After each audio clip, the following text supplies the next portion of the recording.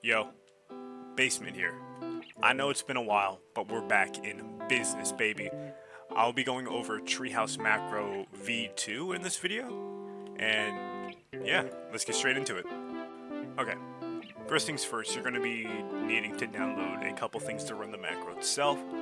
You go to this website linked in the description, autohotkey.com, hit the green download button and hit download a version 2, V2, and it will pop up with a download right here. I don't know why mine's taking so long, but while it's downloading, I'll get back to this in a little bit. You'd also want to download MacroHub, the file here. Basically, I'll have only one auto hotkey for basically all my future scripts. They will all just automatically download and update, so you don't have to continuously come back and looking for a new file. You're just going to go ahead and hit download, and it should start downloading for you. So, after doing all that, you should have these two files. You should have the setup file and the AHK file. What you're going to want to do now is run the setup file. I already have AutoHotkey installed, so I will not be running the setup file, but it's pretty straightforward how you install it from the setup file. After you're done with the setup file, you can just go ahead and hit delete, and then you can run the macrohub.ahk. If it doesn't let you immediately run it as an AHK file, you're going to want to right-click the file and hit open with, and then AutoHotkey launcher. This should pop up after you run it, and what you're going to want to do is run Treehouse Macro V2. It will prompt an install little message box, and you're just going to want to install it from there. I changed version, so I'll give you a little rundown how it will look. It'll look something like this, but it'll be like, do you want to install the macro? And you're just going to want to hit yes, and it'll install the macro, and then you run it again. So, here is the macro itself. And I'm first going to go over a couple settings in here. We have toggle settings, do key reset. That's one of the main features of V2. As you know, with secret keys, over time they start getting laggy and more laggier with the more keys you do. Basically, this will reset your server by going back to World 2 and then coming back to World 1, which should clear up all the lag. Rarity destruction, you'd probably want to have this on. It's basically a failsafe in case, like, oh, the highest item value that it found was a rainbow swirl at 3 million. And it's going to be, but that rarity of that is common.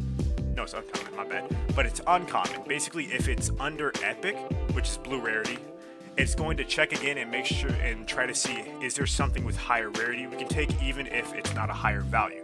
Because, you know, everything under epic, you don't really need it. Set unknown rarity to exclusive. Because I haven't gotten the huge myself and been able to test it much, there's not really a set color for the position on the huge, so it's probably going to return with an unknown rarity. And, you know, this randomly just goes with rarity destruction. If it can't find the rarity of it, set it to exclusive, just so, you know, it has a higher chance of being picked in rarity. Number settings. Door open wait time. This is basically how long it'll wait after hitting yes, I want to use my secret key for the door to fully open. If you're laggier, you should probably increase this. Key reset amount. This is based on your computer. Basically, right now, after 75 keys, it will go ahead and go back to World 2, World 1, blah, blah, do the entire key reset.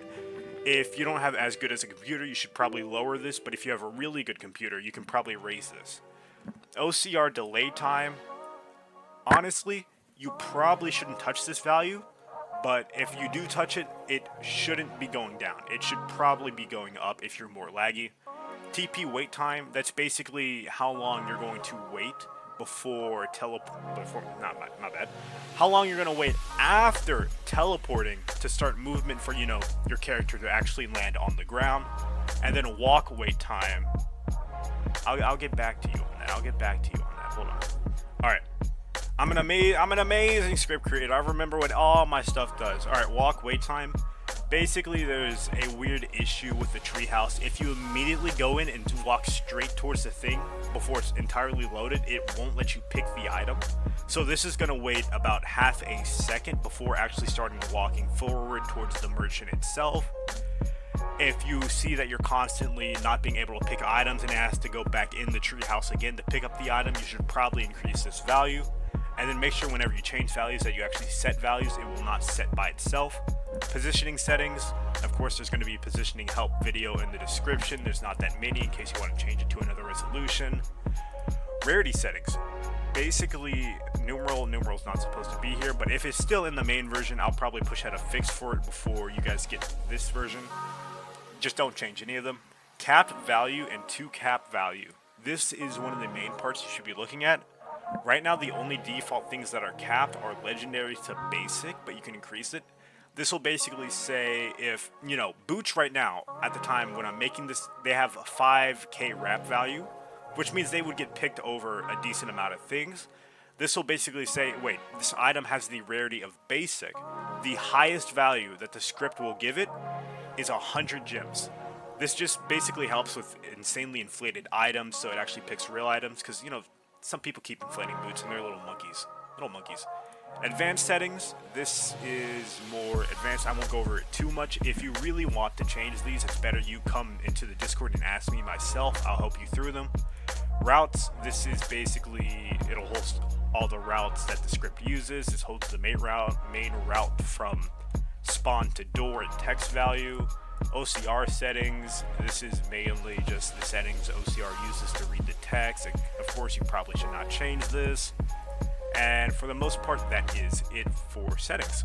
Alright, now for running the macro itself, one thing I do want to go over is when you join the game, one thing you're going to want to do off the start is go into the Extras tab and click Set Font to Times New Roman with Roblox open.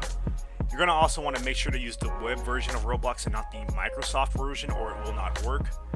I already have my font set to Times New Roman, but let's just say I wanted to set it again. You click Set Font to Times New Roman and you just leave and rejoin the game to get this font. If you want to put it back at the original Pet Simulator 99 font, you would hit this font, reset to default, and you know it'll put it back to normal, because a lot of people love the normal font apparently. Now, once you're in the game, do not move your camera. All you're going to want to do is hit Enable Macro. It is F3 to start, F6 to pause, and F8 to stop the macro. You will have to rerun the macro from Macro Hub if you do stop it. F5 for debug, but I wouldn't recommend looking into that often. It's mainly just to help with some, you know, technical issues. Once you're in the game, you obviously want to make sure you're not using a shiny hoverboard. All you're going to do is hit F3, and from here it'll basically start doing Treehouse runs for you, blah blah blah. You know, I'll stop yapping. I'll just let it do its thing.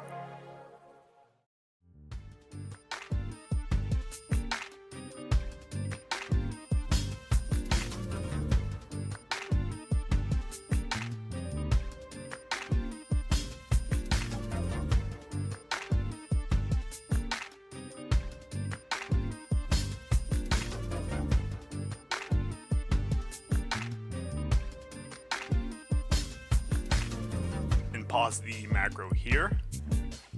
As you see, I ran it for about 5 minutes, did 25 opens, and you see that I got 250k worth of wrap. I don't know why that took so long, but let's say you wanted to, like, wait, what items did I really pick though?